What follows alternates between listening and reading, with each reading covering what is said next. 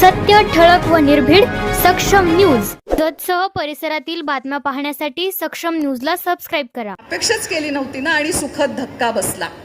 त्यामुळे अपेक्षांचं ओझं घेऊन जगायचं बंद करा.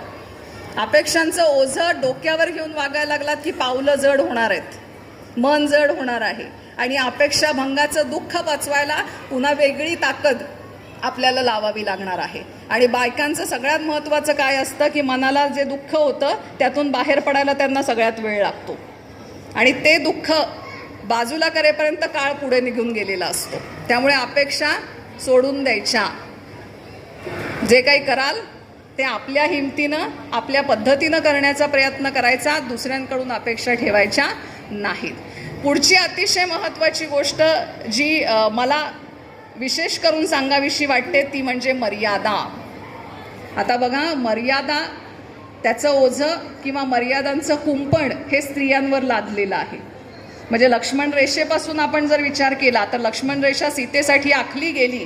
हे मर्यादा सीतेसाठी घातली गेलेली होती की या पुढं आलीस तर तुला रावण उचलून देणार आहे.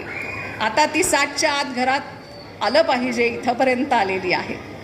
मग मर्यादा में रहना स्त्री का सम्मान है, तो स्त्री का सम्मान करना ही पुरुष की मर्यादा होनी चाहिए. म्हणजे स्त्रियांचा सन्मान करणं हीच पुरुषांची खरी मर्यादा आहे. कारण आता घडणारे अत्याचार, अनाचार, स्त्रियांवर होणाऱ्या ज्या वेगवेगळ्या घटनांच्या माध्यमातून होणारे अत्याचार आहेत ते थांबवायचे असतील तर आता कुंपणाची खरी गरज पुरुषांना आहे असं प्रामाणिकपणे मला वाटतं. आणि म्हणून मी मगाशी म्हटलं की ज्यावेळी आपण आपल्या घरातील मुलांना, आपल्या घरातील पुरुषांना या पद्धतीनं या वेगळ्या मानसिकतेकडे नेण्याचा प्रयत्न करू तेव्हाच खऱ्या अर्थाने स्त्री शक्तीला खरा न्याय मिळवून देता येईल ही माझी प्रामाणिक इच्छा आहे. शेवटच्या 2 गोष्टी सांगणार आहे. त्यातली शेवटून दुसरी गोष्ट आहे सामर्थ्य. सामर्थ्य आहे चळवळीचे जो जे करील तयाचे असं म्हटलेलं आहे. आणि बचत गटांच्या माध्यमातून वेगळं काम केलेल्या महिलेचा आपण सत्कारही केला आणि बचत गटाच्या माध्यमातून स्वतःचं घर कसं उभं राहू शकतं याचा खूप सुंदर असा इतिहास या महाराष्ट्रानं सगळ्या देशाला घालून दिलेला आहे. तर जर महिला सामर्थ्यशाली असेल तर केवळ घरच नाही तर समाज, राष्ट्रसुद्धा घडू शकतं याची जाणीव आपल्याकडे असणाऱ्या सामर्थ्यातून निर्माण झाली पाहिजे. तुमच्याकडं नेमकं कशाचं सामर्थ्य आहे हे तुम्हाला ओळखता आलं पाहिजे. मी नेहमी असं म्हणते की एक तुम्हाला छोटंसं उदाहरण सांगते. एक हत्तीचं पिल्लू जंगलातून आणलेलं होतं आणि त्या हत्तीच्या पिल्लाला साखळदंडाने बांधलेलं होतं. ते पिल्लू काय करायचं, साखळदंड तुटावेत म्हणून दररोज पाय हलवायचं, दररोज त्याच्या पायातून रक्त यायचं. बरीच वर्ष निघून जातात, दररोज ते पिल्लू प्रयत्न करायचं. 3-1 वर्षांनी ते पिल्लानं पाय झाडणं बंद केलं. आता त्या पिल्लाचं हत्तीमध्ये रूपांतर झालेलं आहे आणि एक झटका दिला की ते साखळदंड तोडू शकेल इतकी प्रचंड ताकद त्या हत्तीमध्ये आहे. पण पिल्लाच्या जेव्हा लहान असताना डोक्यात काय होतं की मी जर पाय झटकला तर पायातून रक्त येणार आहे. त्यामुळे आता हत्ती मोठा झालाय, हत्ती लगेच हे सगळे साखळदंड तोडू शकतो. पण ती मानसिक गुलामगिरी जी लहान असतानाच त्याच्या मनामध्ये निर्माण केलेली होती ते तोडण्याची धमक मोठी झाल्यावर सुद्धा त्या हत्तीच्या मनामध्ये येत नाही. नेमकी तीच अवस्था स्त्रियांच्या बाबतीत या महाराष्ट्रामध्ये, या देशामध्ये घडलेली आहे.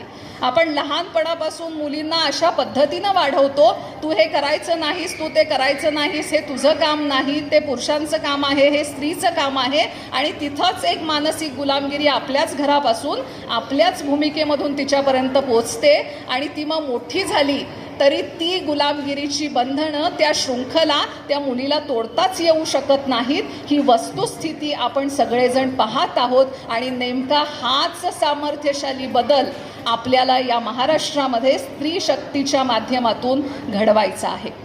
सगळ्यात शेवटची आणि महत्त्वाची गोष्ट जी मला स्वतःला वाटते ती म्हणजे सन्मान. प्रत्येक स्त्रीला सन्मानानं जगण्याचा हक्क आहे. भारतीय राज्यघटना सांगते तुम्हाला सगळ्यांना जगण्याचा अधिकार दिलेला आहे आणि तुमचं जगणं हे सन्मानाचं जगणं असलं पाहिजे. मग ते सन्मानाचं जगणं केव्हा होऊ शकतं, जेव्हा आपण आपला सन्मान स्वतः करतो. आपण जर स्वतःलाच कमी लेखायला लागलो, स्त्री म्हणून स्वतः मागं राहायला लागलो, आपल्याला काही जमत नाही अशी आपलीच मूळ धारणा करत राहिलो तर समोरचा व्यक्ती आपला सन्मान करत नाही. आणि सन्मान हा जसा आदर दिल्यानं व्यक्त होतो तसा दुसऱ्याला सन्मान दिल्यानंतर आपल्यालाही सन्मान पुन्हा प्राप्त होत असतो. या गोष्टीची जाणीव आपण ठेवली पाहिजे.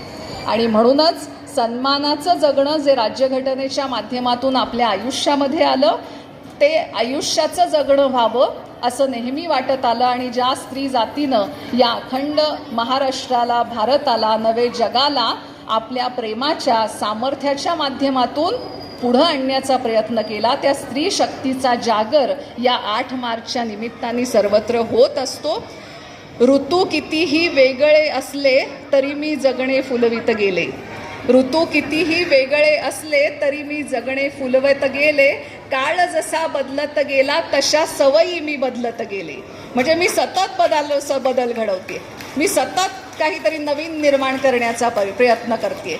वैशाली माळी नावाची आमची मैत्रीण पुढच्या शेरमध्ये असं म्हणते, यासाठीच शांतपणे झोपत होते मी, यासाठीच शांतपणे मी झोपत होते. दिवस चांगला होता हे रात्रीला कळवत होते. म्हणजे प्रत्येक वेळी स्त्री म्हणून आपली भूमिका जगत असताना माझ्या आयुष्यामध्ये आलेल्या माणसांना जपणं, त्या माणसांचा उत्कर्ष करण्यासाठी झटणं आणि त्याबरोबरीनं स्वतःचा उत्कर्ष साध्य करणं, इतकी प्रचंड ताकद स्त्री शक्तीमध्ये आहे. शेवट करत असताना जिजाऊंचा उल्लेख केला नाही तर आजच्या दिवसाचं सार्थक होणार नाही असं मला वाटतं. ज्या जिजाऊंनी शिवनेरीवर शिवबाचा जन्म झाल्यानंतर सगळ्या 12 बलुतेदारांना बोलवलं, माझ्या शिवबासाठी काहीतरी खेळणी घेऊन या असं जिजाऊंनी आदेश दिला. सुतारानं लाकडाची खेळणी तयार केली, कुंभारानं मातीची भांडी तयार केली. असं प्रत्येकानं आपापल्या परीनं काहीतरी वस्तू आणलेली होती. जिजाऊंनी सगळ्या वस्तूंकडे नजर टाकली आणि त्या म्हणाल्या, माझा मुलगा या खेळण्यांबरोबर खेळायला जन्माला आलेला नाही. तुमच्या घरातला एक एक माणूस माझ्या शिवबाच्या मागं उभा करा, मी या महाराष्ट्रामध्ये स्वराज्याची निर्मिती करेन. छत्रपती शिवाजी महाराजांना घडवण्याचं सगळं श्रेय त्यांच्या मातेला जातं. आणि म्हणूनच जेव्हा छत्रपतींचा राज्याभिषेक करण्यासाठी कुणीही पुरोहित समोर येत नव्हता त्यावेळी छत्रपतींनी जाहीर केलं की मी एक एक गड जिंकल्यानंतर माझी आई मला प्रेमानं जवळ घ्यायची आणि माझ्या मस्तकावरती अश्रूंचा जो अभिषेक करायची. त्या प्रत्येक गडाबरोबर माझा राज्याभिषेक झालेला आहे, त्यामुळे कुठल्याही पौराहित्याची गरज माझ्या राज्याभिषेकाला नाही.